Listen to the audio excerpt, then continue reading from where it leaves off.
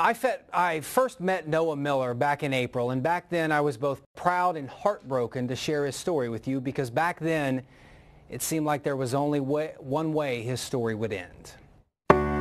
It's a question I hated asking. When somebody tells you, when a doctor tells you you have brain cancer and you have 8 weeks to live, what goes through your mind? With an answer I'll never forget. I kind of take what doctors tell me as guidelines, not necessarily fact. So it's kind of a motivational tool for me.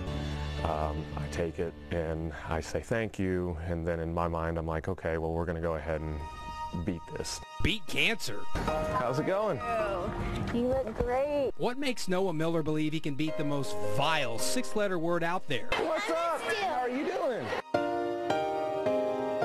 He believes because of 3 other letters. This really helped bring me back and center myself in terms of my religious experience and my relationship with him. Because without him to lean on, it's just me, and I obviously am fallible because I have cancer. I have metastasized melanoma still. I'm not in remission, I'm just doing really well in the treatments. Treatments including surgery to remove a golf ball-sized tumor in his brain. Noah says doctors got it all, but there are 6 tumors left scattered throughout his body. I'm down to 3 in the brain, 1 in the lung, and 1 in the spine. And I believe there's 1 more in my abdomen. You have described a situation that is nothing short of horrific, and yet you look on the bright side. Wallowing in self-pity wouldn't have made this any easier. It would have made it a lot tougher, and it would have made it harder on the people around me. So I figure it's better just to find the bright spot and push towards that, as opposed to just laying in bed and curling up going, woe is me. And also for coaches, we need to practice what we preach. So if we're going to tell our athletes they need to push through, then in our personal life we need to be that example as well and push through. Good to see you again, sir. How you doing? Family. It's what motivates Noah. He's the oldest of 9 children, but his immediate family is small when compared to what he enjoys on campus at San Antonio Christian. Sarah Grace, how you doing? Kids. There they are. Hundreds of kids have joined in Noah's fight in the best way they can. Okay. Sure. I need one right now. Yeah, that's my shooter right there. Through love, friendship, and prayer. I'm doing good. I'll fight this battle, and what the best thing they can do for me is keep me in their prayers and stay positive. I'm going to go back for a little bit, get that treatment done, and then I'll be back, hopefully do some off-season, and then be ready to go for volleyball. We got 8th grade volleyball coming up here pretty soon. Yes. So we got to get back in the gym and start training. And that's where we find the answer to our question, why does cancer attack a 30-year-old middle school coach at San Antonio Christian? What's the purpose, the meaning? Faith. You ever asked, prayed, wondered, screamed, why me? I'm evidently tough enough that I can take this and keep kicking and give out a decent message to people who need to hear it. I've had my time. Now it's time for me to go ahead and give to everybody else with however much time he decides I have left on earth.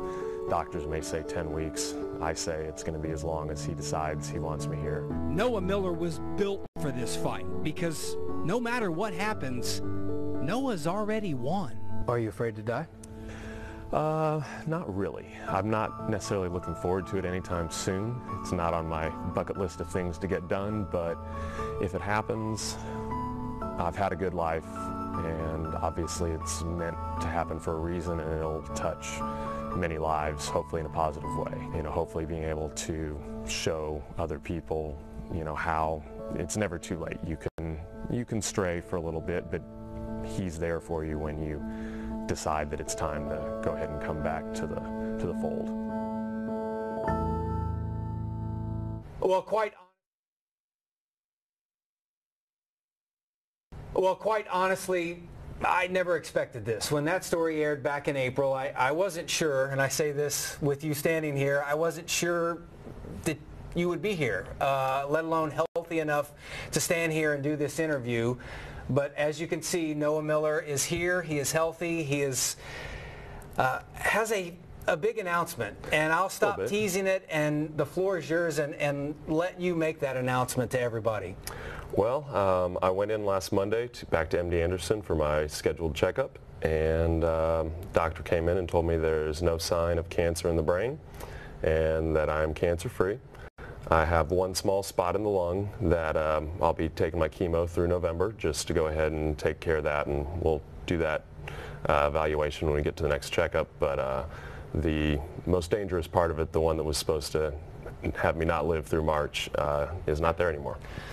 I've talked to you, this isn't the first time I've heard that announcement, but this is not for show, man. That just means so much. I just can't believe you had 10, 11 tumors, something crazy. I believe it was 11. Crazy number. I ask this naively, but for those who may not know or who have never been through this, and I am one of those, does this happen? I mean, how often does this happen? What do doctors say about this?